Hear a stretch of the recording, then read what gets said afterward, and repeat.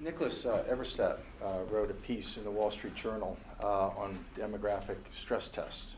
You look at it the way they do the banks, you look at it in demographics.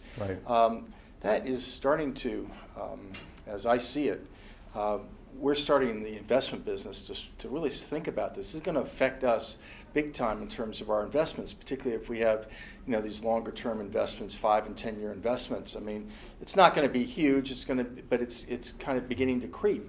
And what's it like in the academic community? Is the academic community going to put 2 and 2 together and say we got a disaster coming here? And I mean, we're looking at economic crisis along the lines. I mean, we could very much see 2008 come back and bite us again with this kind of stuff going on, because who's gonna provide the money for the debt, government debt? Who's going to provide for the pensions? Who's going to provide it for the the health care? And who's going to care about furniture companies? I mean, who are they going to sell to in the next generation?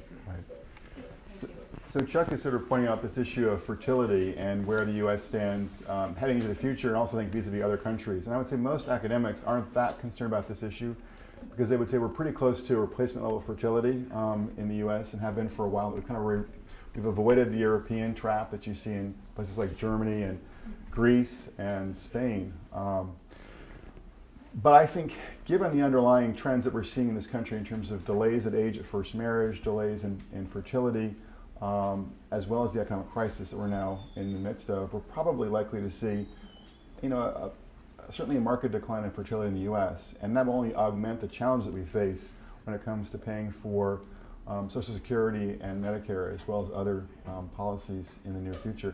But that actually also brings back to another point that David was just making, and that is that, so it's important to acknowledge that middle Americans are facing more challenges on the marriage front, so to speak.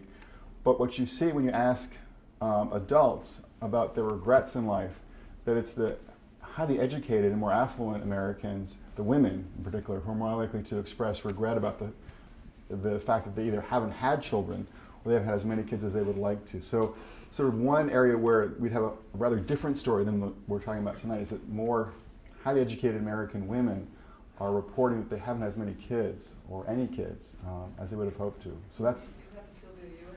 It's the Sylvia Hewitt story, yeah, but it's certainly one thing that would be kind of running contrary to the other story that we're talking about tonight.